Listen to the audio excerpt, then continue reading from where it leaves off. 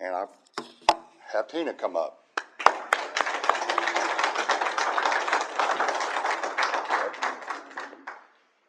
60 years combined. And I am kind of bragging because I should be dead. My name's Tina. I'm an addict. I did not want to speak, but Grant called me and asked me, and I said no. He said, "You're going to say no to Narcotics Anonymous," which is some shit I've thrown in his face before. So it all comes back on you. I do want to start off saying that, like, my drug of choice really messes with memory, and I've gotten old, and that messes with memory, and I've got like a chronic hemorrhage here that it's really messing with memory. I lose words. I can't think of words. So if I stumble, it's okay. Just overlook it. I probably need to be working steps on procrastination because I waited until like 15 minutes after to get in the good book right here and look up something with sponsorship. I don't remember where anything is in the basic text or any of the other literature anymore. So I looked up, and one of the first things that I found was a sponsor shares their experience, strength, and hope with you, like during step work. And then I found this. One of the most profound changes in our lives is in the realm of personal relationships. Our earliest involvements with others often begin with our sponsor. So, we'll talk about some relationships I've had over the years. So, yes, I had someone that sponsored me to use drugs, meaning they taught me how, because I didn't know what I was doing. That's not a bad thing.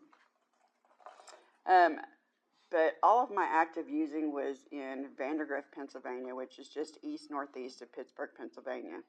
I'm from Tennessee. My family's from here. I am extremely blessed that my extended family has never seen me under the influence of anything. My children and my ex-husband have, and some of his family, but that was it. He was a Marine, and when he got on the Marine Corps, we moved to Pennsylvania, and that's where it started for me. Now, I could have been like a poster child for just say no. Seriously, I would mess up people's high all the time. I'm like, you're burning all your nose hairs out of your nostrils, and one of these days you're going to breathe in a particle of dust and it's going to kill you. And they're like, fuck you.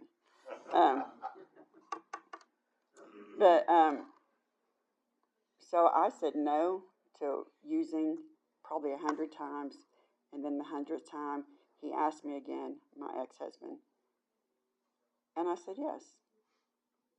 Back then, you had heroin and you had crack, and my shit just took off. Like, I was searching floors and doing all the things.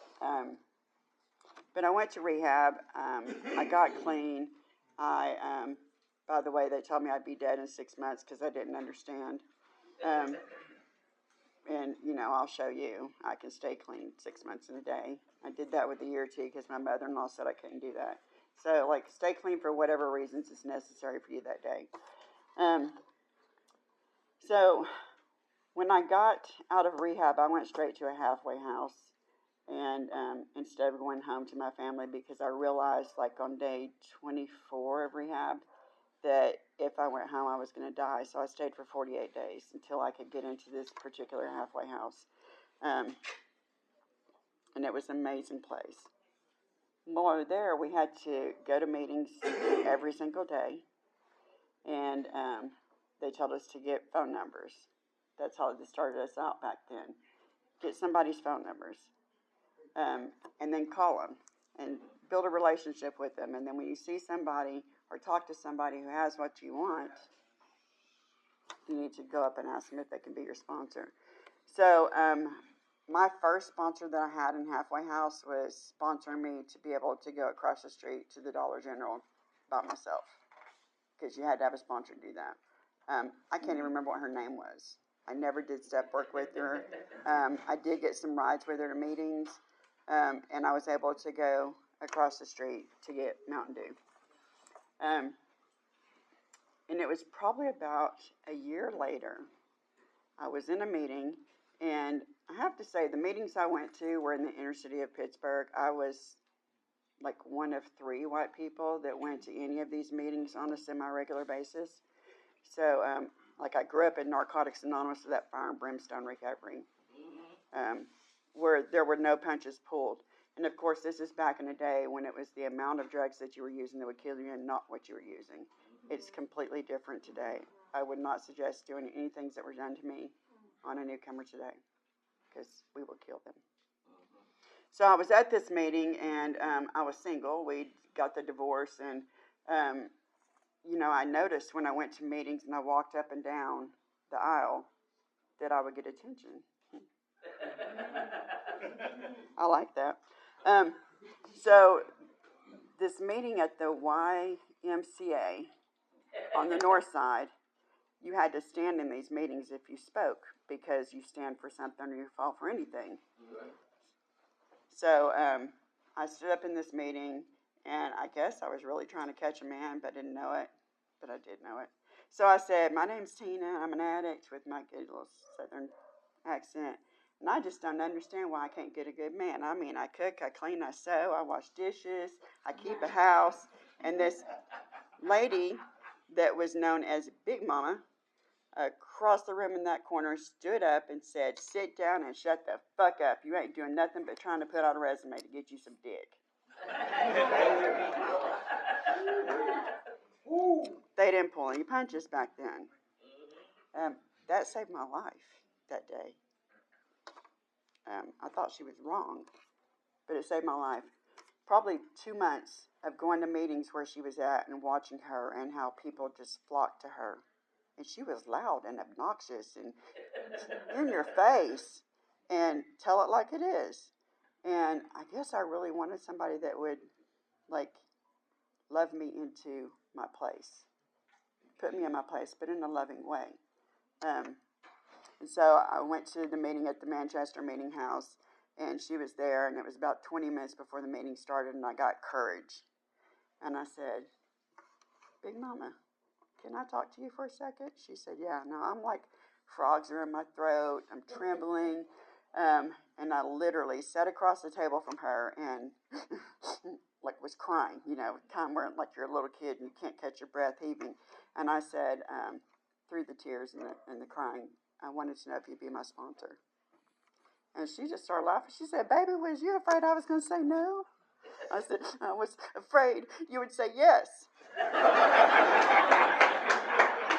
Because like I knew there was going to be work to be done. Now, back in the mid-90s, there was no step working guide. There wasn't anything formal except for in the other program on the 4th step. So the way we work step is whatever our sponsor told us to do. So my sponsor said, I need you to read the first step, and then I need you to write down every word and put the description of what that word, the definition of that word, so that you can truly understand the words that you're speaking. It's really important. You need to know that the people that came before us really were very meticulous about choosing the word and or the word or, because it makes a huge difference, right? I just got chills on that. So I worked steps with her, and then when it came to the 4th step, she handed me some literature from the other fellowship. And I worked my 4th step out of that. And then somebody had wrote some shit down, and paper started getting passed around, right? And so we started doing steps that way. Well, I ended up moving from Pennsylvania back down here to Tennessee, where I'm from. And the next sponsor I got was Kathy Dozier. Kathy D. We were both actually on this convention committee 20 years ago, 22 years ago, something like that. It was the first time that it was held in Gatlinburg. But unfortunately, Kathy got diagnosed with lung cancer, and it was like 4th stage already, and they gave her, like, if she did everything, she could probably go for a year, and if she did nothing, she could go for 6 months, and she did everything that she could possibly do. And she left this earth at 6 months. Kathy taught me to go wash my fucking dishes, right? So if I would call her, because I was now married again, I would call her and start complaining about the same shit I complained about the day before without having took the suggestions she gave me. And I called her and I would say, Kathy, you won't believe this. She said, did you wash your dishes yet? And I would say, no. She said, go wash your dishes and hang up on me. Now, she lived like 2 houses up from me. So, like, one time I walked up there and she said, did you vacuum? I said, no. She said, go vacuum. Like, so the process of learning, like, to maybe look at some of the suggestions that were being given to me, I kept a clean house because I had to. Kathy also taught me what it was like to suit up and show up. She had lost all of her hair and really couldn't be around the germs. She wore a mask and she sat in the back. We used to be able to smoke in meetings, y'all. Yeah. She sat at the back half of the room because that was the non-smoking section. Like the smoke wasn't going to go past that chair. But she came in and she sat there, even though it could be detrimental to her health. She taught me how I needed to be a person that people could lean on and look up to. Because there were about 7 people that shaved their heads, just so she wouldn't be alone. Oh. Yeah. So Kathy died, and I got Heather Elliott as my sponsor. Like, I get some good people, some good ones. She just celebrated 35 years clean the end of October. So the reason I asked Heather to be my sponsor is because she could look at you and say, hey, fuck you, you're a piece of shit. And it would sound like, baby, are you hungry? Come on over. Let me cook you something to eat. You look thirsty too. I've got some nice iced tea here in the fridge. I could say, hey, come on over. Let me cook for you. And I've got some nice iced tea in the fridge. And it sounds like, you stupid motherfucker. You are never going to get this shit. So, like, I needed someone who had what I wanted. And she had the ability to say things in a loving manner that didn't offend people. I'm still struggling with that. Like, most of the time, not all, but most of the time when I say things, you can bet on it being facts. My delivery sucks so bad that people oftentimes aren't allowed to hear what I'm saying. They just hear blah, blah, blah, blah, blah, blah. So the second husband and I ended up separating because, he did his thing. And so my best friend had just been stationed in the Army in Hawaii. God, I can't even find my words. So she got stationed in Hawaii. And after being there for a year, they decided, oh, you're going to deploy to Iraq. And so she was a single parent, but her mother was there to be her primary caregiver. If you were in the military, you had to have someone that could be there 24/7 for your kids, or you had to get out. So her mother was her primary caregiver. Her mother also had diabetes, didn't take care of herself, and there was fear that she would go into a diabetic coma. So she asked me, because now I'm like separated to divorce, and why don't you move over here to Hawaii? Help mom with the kids. It'll give you some time to figure out what you're going to do with Quincy. Okay, moved to Hawaii. I've never been, Thank you so much. Ginger glue does this shit. That's good water. So I moved to Hawaii, and my first 2 months there was getting her ready to deploy for 18 months to Iraq. And so I didn't have an opportunity to find meetings. But then when she left, like, it just crushed me so bad that she was going to be going away, because we went into the Army on the buddy system. I got out after 29 days, and she stayed in. And so I had a lot of guilt about that. But I finally found this meeting in Mililani, and it met on Wednesday nights, and it was a candlelight meeting. And there was this girl there named Devon. I'd been to several meetings on the island, and I couldn't find anybody that had as much or more clean time than me at that time. And so she had, like, I think 2 years less clean time than me. But people loved her. People loved her. She was like a caretaking person. She would always bring poo-poos to the meetings, right? And they were good. But she would bring food, and she'd make people laugh, and so people liked to be around her.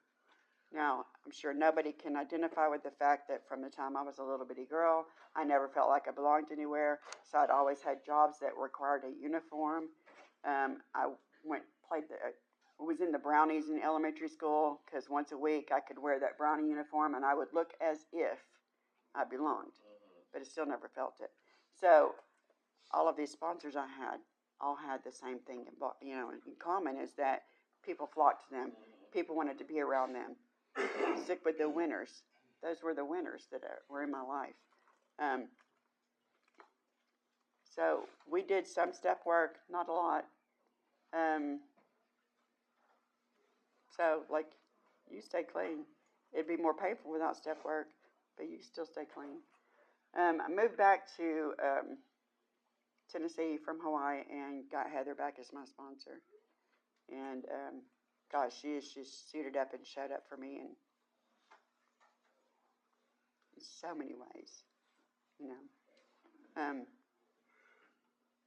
Gosh, she's gone through a divorce with me, a marriage, buying a house, buying a house, planning a wedding, going to college, 15 credits as a high school dropout, and didn't, boot me out of her family, When Angie died, I hadn't even been there for 30 minutes, and then my sponsor shows up, and I don't know how she found out. And she lived in Halls, and we lived in Maryville. A lot of people showed up that day. The women that I sponsor showed up, and they sponsored me for a long time, and they still do. Sponsorship is so important to me. The relationships are so important to me that I take it very seriously. I don't take on a lot of people anymore. I mean, I have enough, but I don't take on a lot of people anymore just because there's too much on my plate. And I want to be able to truly sponsor these women the way that they need to be sponsored. One of the things that I do is I ask every person that I sponsor to sit down and write a paragraph on what can you expect of me, or what do you expect of me as your sponsor? And then second paragraph on what can I expect from you as my sponsee. Because it's really important. There are people that are living in halfway houses that require 2 hours of FaceTime every week. I'm not that person. I can't do it. So we might not be a good fit for each other. If you expect me to reach out and call you every single day, that's just not how I was raised as a baby back in the 90s in Narcotics Anonymous. I would see my sponsor at a meeting say, "You haven't called me in a while." She said, "You haven't called me. I didn't ask you. You asked me." And I'm trying to change my thinking, and I try to reach out more often, like by voice rather than by text or in Messenger or something like that. But it's important to know, how often can I hear from you? Am I going to hear from you in person? Am I going to hear from you on the phone? Am I going to hear from you on Facebook or Messenger? Am I not going to hear from you? Because we're not going to do that. If you tell me that I can depend on you doing step work, then there needs to be some pencil to paper. It doesn't go on a computer. It goes pencil to paper. There's some magic and some beauty that happens when you pick up a pen or a pencil and you put paper in front of you and you pray and get out of the way, read the question and write the answer and don't look back. If I look back on anything that I've wrote, I will start making it sound better. And the truth of the matter is that shit wasn't good. It wasn't better. It's never going to be better. I can't change what happened, and I've lived to tell the tale. So it can't hurt me today. The fourth step is the most beautiful thing I could do for myself. It's not there to cause me harm. It's not this big, ugly boogeyman. There is just so much relief with putting that shit out and sharing it with someone else, right? I don't know how much I've taken. Look, I'm almost done. So, for me, my sponsors have always been in my life to, number one, build a relationship with, because that's really important.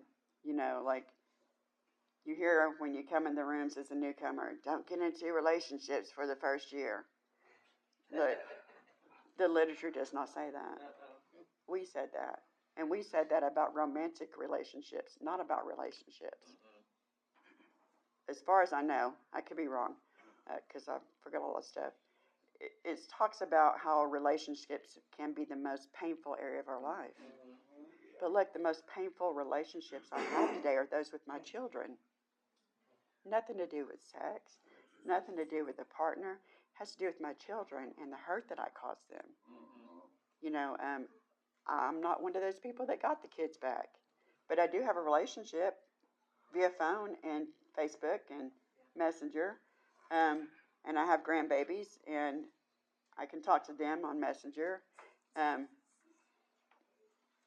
But we don't always get the relationships back. And so my children, gosh, they were 4 and 6 when I got clean, so they're 34 and 36 years old now. And they still have times where they get angry at me, and they cut me off. And when they cut me off, I just step back and let them have their time, right?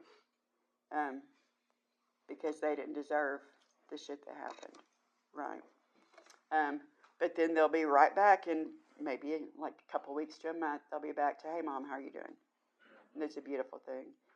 For my 50th birthday, I was thrown a surprise party. And my best friend contacted my sons and their wives and had them come down for my birthday. And so I went to the hotel afterwards to spend some more time with them. And, you know, apples don't fall far from trees. My children have 2 parents that are addicts. I'm really blessed that they haven't gone into, like, the chemical side of it, but that liquid side. My oldest son was like, you know, probably a 6-pack or more in after my birthday party, and he just started telling me all kinds of truth that he hadn't planned on telling me. Told me memories he had that I didn't know he was going to have. I didn't remember these things until he told me, and then I was like, oh, wow. And perception is everything, you know. But thank God I had a sponsor and sponsees to talk to it about, because that was a really low moment for me. I just can't stress enough on how important it is to have an intimate relationship with my sponsor and my sponsees. I'm sponsored from both sides every single day. The job that I have is a direct result of one of my sponsees forcing me to have. Like, literally, she made me come to her house. She wrote my resume. She filled out the application and sent those both in. And I'm like, I can't do that job. Yes, you can, and you're going to. So I've been doing that job for a little bit over 3 years now. So, yeah. And I work in kind of the treatment field, in emergency room, and I get to see miracles happen, like before they get to the rooms. I get to be a part of them getting to the rooms, and it's just such an amazing process, and I've only been able to do any of those things because of sponsorship. Thanks for letting me share.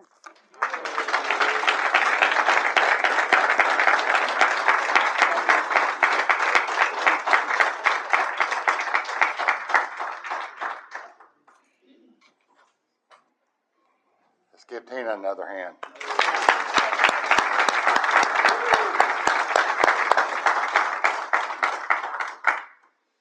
Got one of my good friends coming up here. You might want to stay in the meeting for this one. Ron.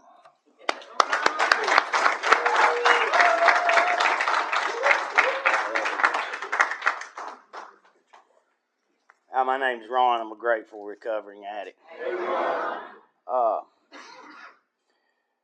You know, first and foremost, this is an opportunity given to me by the God of my understanding. Ron has a track record of fucking shit up. So anytime that you have a conversation with me, there's three people. There's the person that you think that I am, the person that I want you to be, and then the real me.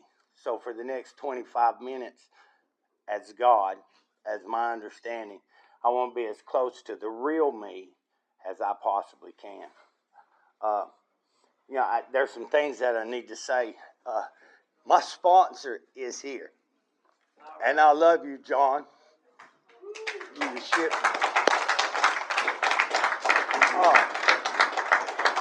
I have a sponsee that's here. I love you, JD.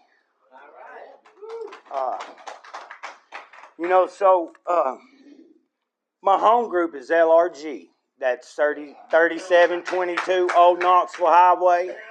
We have meetings there every night at 8 o'clock, except on Saturday, and it's at 8:30. I challenge you to go to that. If you don't think that you belong to the best home group, you need to get in your business meeting and get a good group conscience going on. Take the inventory about what is the best way to carry out the primary purpose. And the primary purpose is to carry the message to the addict who still suffers. Now that works two ways. See, I can be honest. I treat everything as an academic exercise at first. And I did that to this program as well. So our basic text mentions the word sponsorship 26 times. And I think that I have a really good relationship with the literature. And I might say things that you don't agree with. If you ever ask me for my opinion or my advice, it's open for debate. If I'm telling you it's my experience, it's not up for debate. So what I'm going to tell you is my experience with what the literature says about sponsorship, my interpretation of that, then the application of my life with sponsorship, and then I want to go in a different direction. But nowhere in our literature does it say we must have a sponsor. In my relationship with the literature, it says that the heartbeat of this program is when two addicts share their recovery.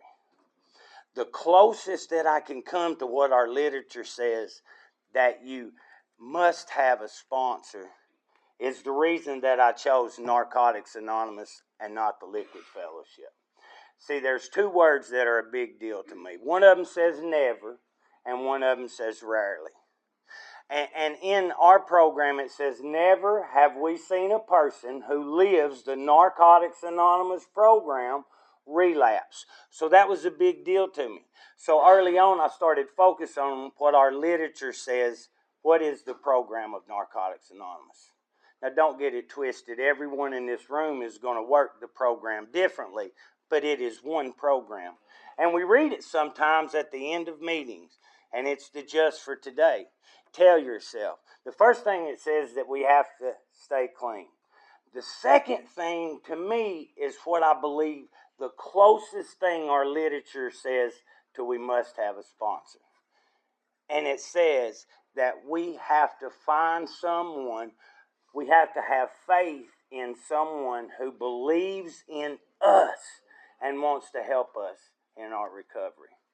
So to me, the sponsorship that I need first and foremost is somebody that has convinced me that they believe in me.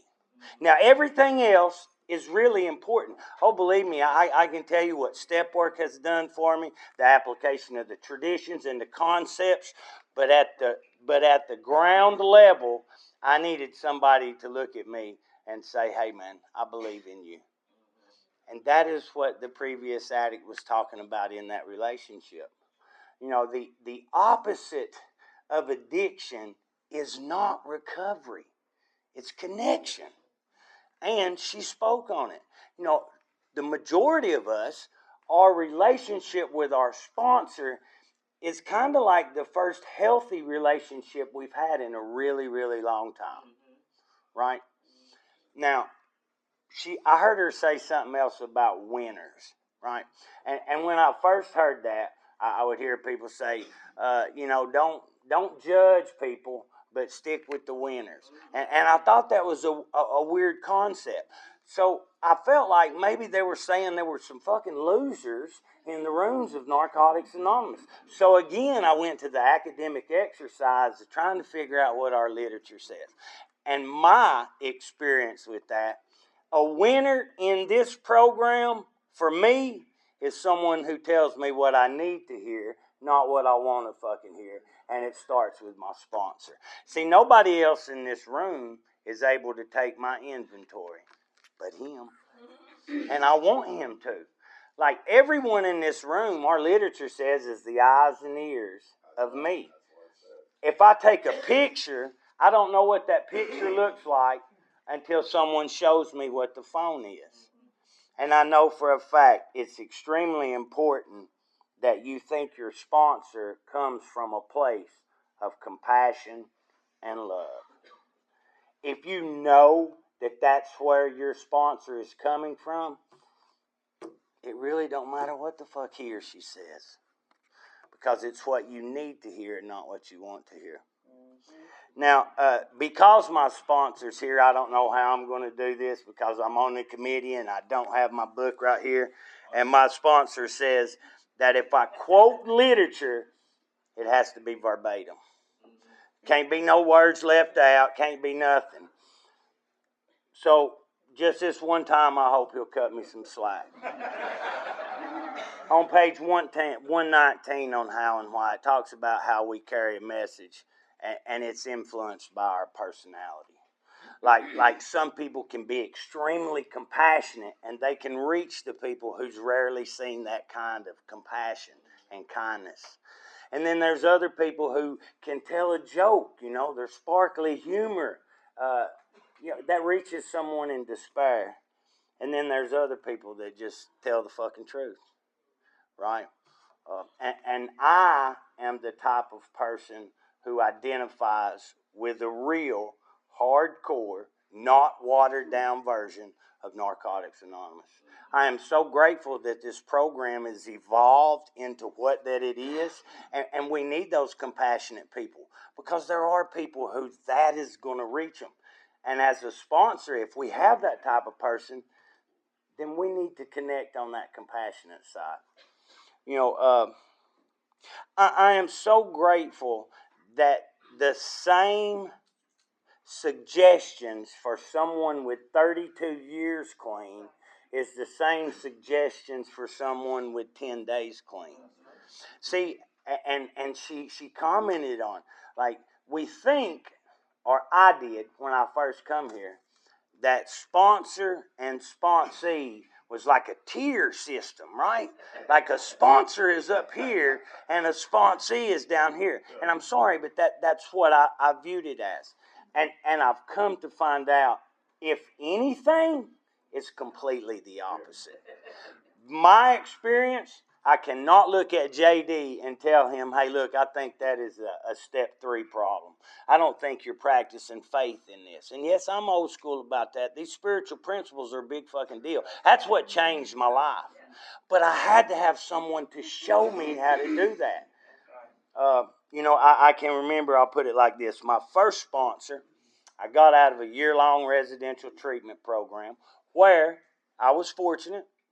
We got literature for both fellowships. We were told when we graduated we should probably pick one and stick with it.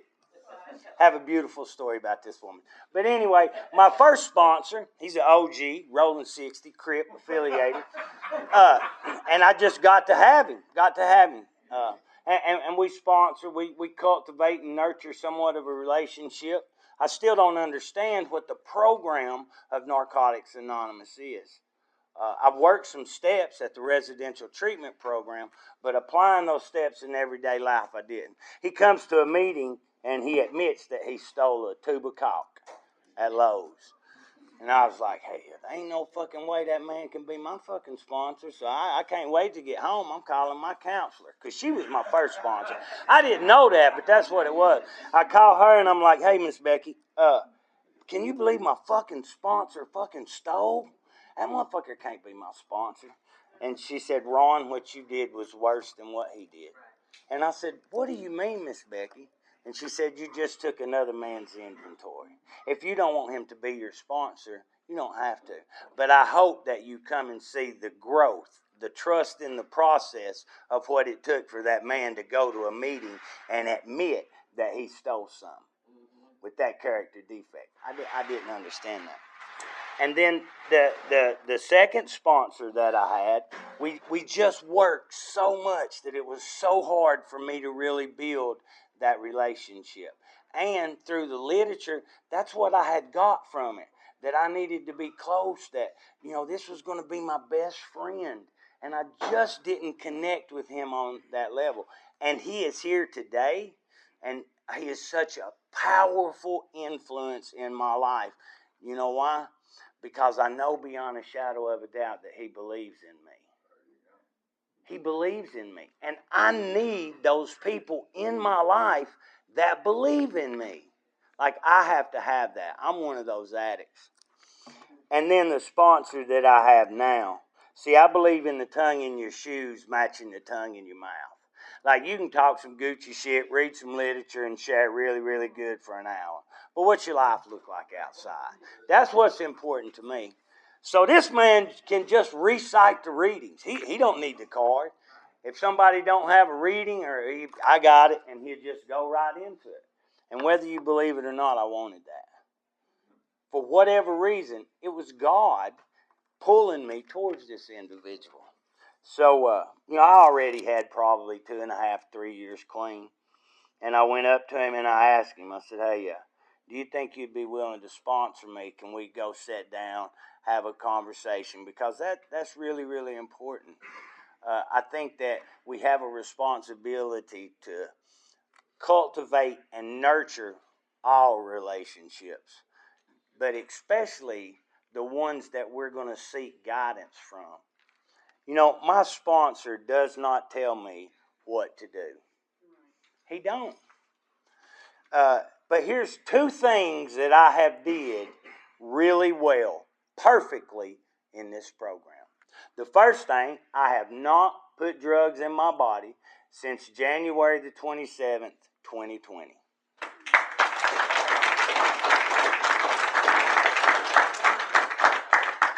And I have not called my sponsor after I did something stupid. I always call him before I do something stupid. That's how sponsorship has evolved for me. Like, if I could say one thing about sponsorship, I know that it says that we want to find someone in recovery who has something that we want. That's why I touched on what attracted me to John. It's not the fact that he's got over 21 fucking years clean. That's a big fucking deal. And I realize that people say that clean time don't equate to recovery. My experience has shown get some.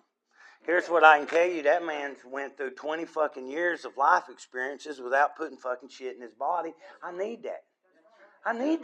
Why am I coming to someone to share their experience, strength, and hope, and they ain't got no fucking experience staying straight? That's just me. Hey, I'm really fucked up. There's some sick, and then there's me. But here's where I want to try to turn this.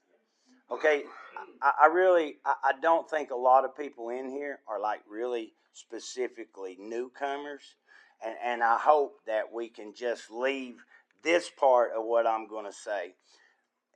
If you're skydiving, right, and you're in the airplane, your instructor is not going to tell you, you must have a fucking parachute on to jump out.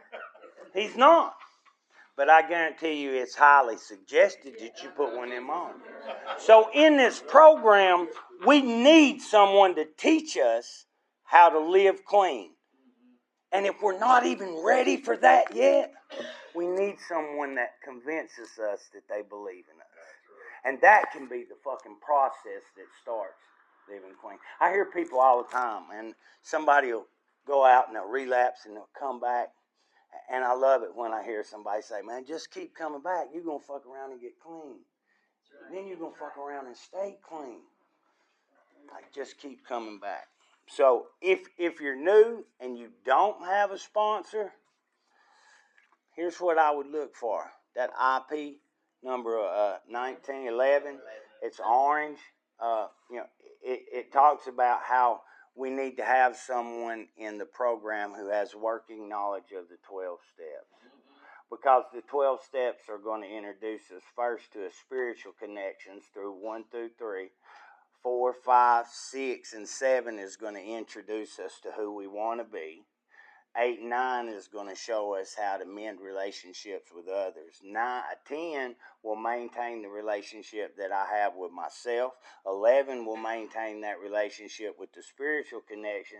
And 12 is where the fucking magic happens. 12 is where we get to give back and we're spiritually rewarded. So get a sponsor. You know, just come right out and ask them. Be like, hey, do you have the power to believe in me? And then go from there. But the second part of this, and I don't know how to really go about it, so I'm just going to say it. And if I offend anybody, I truly am sorry. You know, as sponsors, a lot of times, I know for me, I have to step back and look at whether I'm hurting somebody by letting them hide behind what I tell them to do. I've seen it firsthand where people have let their sponsor become their higher power. And they won't venture out in their own recovery. They want to call and live by what their sponsor says. And I'm not saying that's good or bad. I'm saying for me, it wouldn't have worked for me. I stayed in a halfway house for 16 months because I was scared to get out. It was easy for me to call my sponsor and be like, hey, what's your experience on this? What should I do? How should I do it? And there for a while, my sponsor would guide me. And then what I heard this woman say, maybe he told me go wash the fucking dishes. You know what I mean? You're going to have to take responsibility for your own recovery. Because there's 3 things in our basic text that are disturbing realizations. The first one is we're going to have to admit that we're powerless over our addiction and our life is unmanageable. The second thing is that we're not responsible for our thoughts, we're responsible for our actions. And the third thing is that we have to quit blaming everybody else. So the way that I turn that is I can't hide behind other people. I'm going to have to step out in my own recovery and start making some decisions. Now, my sponsor can guide me in that. I hope that you have a sponsor that don't tell you what to do. Because if you're anything like me, the best experience for me early in recovery, and I'm still early in recovery, has been a little bit of pain. Like that's when I say, damn, that's hot. That's what gets me. Now, hopefully in this process, it don't always have to be pain. Through sponsorship, I get to enjoy through empathy. When I go to a meeting and somebody that I sponsor is chairing a meeting, I get to feel what it's like to chair the meeting. When they hand out key tags, I get to experience what it hands key tags. Like there's so many things that this program has given me. And one of them is the ability, as I'm cultivating and nurturing a relationship with somebody, I don't have a lot of rules. If someone asks me to sponsor them, I think for me, if I have 3 people that are working steps, I don't hold my hand up no more. That's enough. But if anybody comes up to me and asks me, am I willing to sponsor them? I say, call me for 7 straight days. We discuss the daily meditation. We'll cultivate and nurture a relationship. I'm not the fit for everybody. Some people don't like me. But if you're serious about this, we will get together with somebody that I know that has working knowledge of the 12 steps and works a program daily and who has a sponsor and talks to their sponsor. And if that's what, but, you know, I hate that because that weeds a bunch of people out.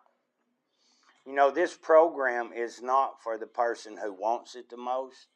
This program is not for the person who needs it the most. It says it in our literature. If you want what we have to offer and are willing to put forth the effort to get it. So, you know, I challenge you. And I don't know how we're going to do this, but I think this is really, really important. And I would love to start off with you. I know that my sponsor has told me one thing that I just thought was so profound that it ought to be shared with everybody that's ever lived. And I'm not going to give him the glory for creating it or nothing. It was just the person that told it to me. And this is what he tells me. He'll say, Ron, after you define what the problem is no longer your problem. It's your resistance to whatever the fucking solution is. Now, to me, that's really profound.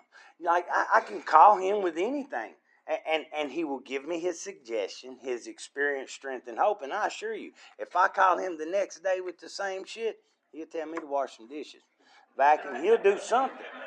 You know, so if we could, and I don't know how, don't know what the time is, but I know that if we're in this program, we think that our sponsor had shared something with us that has been truly profound.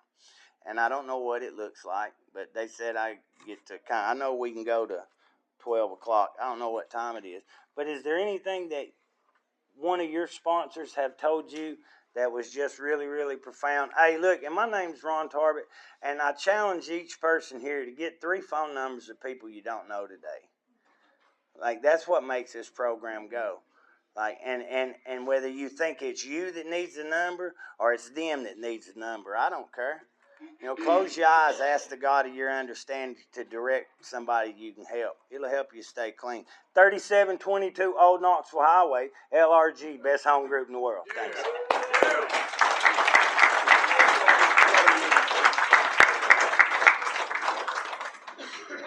Let's give Ron and Tina another hand.